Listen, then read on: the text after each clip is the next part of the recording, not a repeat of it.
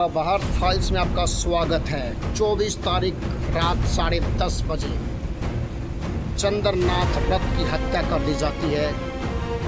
एक के बाद एक 5 राउंड फायरिंग और ऐन मौके पर रथ की हत्या हो जाती है। 10:40 पर उसको हॉस्पिटल ले जाया गया, लेकिन उधर उसको मृत घोषित किया। कौन है चंद्रनाथ रथ? चंद्रनाथ रथ 2021 से पहले एयरफोर्स पर एक ऑफिसर थे। उस नौकरी को छोड़कर बीजेपी के कद्दावर नेता शुभेंदु अधिकारी का पीए बन गया। उसके साथ मिलकर वेस्ट बंगाल के उन दरवाज़ों तक गया जो कभी टीएमसी के लिए खुलते थे। उन दरवाज़ों को टीएमसी के लिए बंद करके बीजेपी के लिए खोल दिया।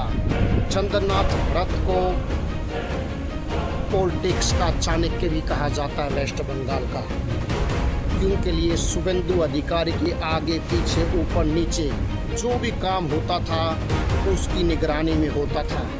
ऐसा क्या हुआ कि रातों रात उसकी हत्या कर दी गई। नमस्कार दोस्तों, द भारत फाइल्स सच्ची कथा के साथ में विजय शर्मा इस हत्या की एक एक पोल आपके सामने खोलेंगे और रखेंगे। ऐसा माना जा रहा है नाथ रथ की रैकिंग पिछले 15 से 20 दिन से की जा रही थी। ऐसा माना जा रहा है कि उनकी हत्या करने के लिए एक ऐसा अभिमन्यु का चक्रव्यूह बना गया कि जिससे निकलना नहीं होगा। सिर्फ मौत मौत और मौत होनी चाहिए उसकी। माना जा रहा है कि बाइक की 5 टीमें बनाई गई थी। 5 बाइकों पर हर बाइक पर 2 हत्यारे थे। अगर पहला हत्यारा पहली बाइक फैल हो जाती है तो दूसरी टीम हत्या करेगी। अगर दूसरी फैल होती तो तीसरी, चौथी और 5वीं। छठा जो बंदा था वो कार ड्राइवर, जो चंद्रनाथ रथ की स्कॉर्पियो के आगे कार लगा देता है, रोड को ब्लॉक कर देता है।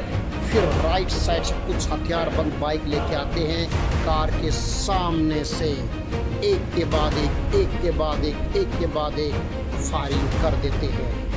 माना जा रहा कि चंद्रनाथ रथ को 5 गोलियां लगी। असली रिपोर्ट तो उनका पोस्टमार्टम रिपोर्ट ही बताएगी, लेकिन उनका जो ड्राइवर है उसको गोली सीने पर लगी और जिंदा है। उन्होंने पुलिस को एक कहानी बता दी है, लेकिन उनकी हालात बहुत सीरियस है। देखिए, चंद्रनाथ उनकी हत्या और वेस्ट बंगाल में सरेआम रोड पर हत्या कोई नई बात नहीं है। ऐसा माना जा रहा है कि अगर 15 साल का रिकॉर्ड निकाल कर देखें तो ऐसी 200 से ज़्यादा घटना हो चुकी है। 2021 में 70 हत्या हुई थी। 2021 और 22 में एक छोटे चुनाव के लिए 45 से 60 मौतें हो चुकी है। 2024 में ये बढ़कर 70 हो जाती है। 2025 में ये हत्या का आंकड़ा 95 से 100 तक छू जाता है। अगर पिछले 15 सालों का रिकॉर्ड करें, वो 200 ऐसी हत्याएं हैं, ऐसे नेताओं से जुड़े लोगों की हत्या है जो सरेआम गोलियों से खून दिए गए दिन दहाड़े रात के साए में। चंद्रनाथ रथ, उसको तो पता ही नहीं था कि सामने राइट साइड या लेफ्ट साइड से तुम्हारी मौत तुम्हारा इंतज़ार कर रही है।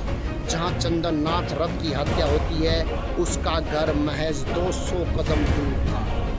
आप मानिए, जिंदगी और मौत के बीच में सिर्फ 200 कदम की दूरी और 1 मिनट का रास्ता था। जहाँ चंद्रनाथ की हत्या होती है वहाँ से एयरपोर्ट मात्र 8 किलोमीटर है और बांग्लादेश बॉर्डर मात्र 60 किलोमीटर है। राजनीतिक चाणक्यों का कहना है कि हत्यारे शायद हत्या करके बांग्लादेश जा सकते हैं। हत्यारे कोई मामूली हत्यारे नहीं है। जिस गन से चंद्रनाथ रथ की हत्या हुई है वो गन ऑस्ट्रेलिया की एक एजेंसी बनाती है, जिसकी कीमत भारत में 2.5 से 8 लाख रुपए की है। तो छोटा मोटा हत्यारा नहीं है। अगर पुलिस चाहे तो मंदिर के सामने से चोरी हुई जूती को चुराने वाले चोर को ढूंढ लें। ये तो बहुत बड़े अपराधी, इनको ढूंढना कोई बड़ी बात नहीं है। चंद्रनाथ रथ, उसकी मां का कहना है कि मेरी बेटी के हत्यारों को फांसी से कम सजा नहीं होनी चाहिए। पूरे वेस्ट बंगाल की राजनीति में उथल मची हुई है। शुभेंदु अधिकारी का अभी हमारा राज्य अभिषेक हुआ नहीं है, होते भी वेस्ट बंगाल में जंगल राज को खत्म कर दिया जाएगा। जंगल राज के गुंडों को उनके अंजाम तक पहुंचाया जाएगा। योगी मॉडल पे काम होगा। तो दोस्तों, एक कमेंट्स बॉक्स में बताना कि क्या चंदन हत्यारों का पता चल पाएगा, इसके पीछे किसकी साजिश है। क्योंकि एक तो सच है, उन हत्यारों ने एक मैसेज दिया मोदी सरकार को, सरकार चाहे किसी की भी आए, लेकिन बंगाल में गुंडा राज का अंत नहीं होगा। क्या मोदी सरकार गुंडा राज का अंत करने में कामयाब होगी? क्या चंद्रनाथ रथ की आत्मा की शांति के लिए उन हत्यारों को फांसी की सजा दे पाएगी सरकार, या उनको ढूंढ पाएगी? नमस्कार दोस्तों, अगली फाइल में एक सच्ची गाथा के साथ मैं फिर हाजिर होता हूँ। तब तक के लिए जय भारत माता की।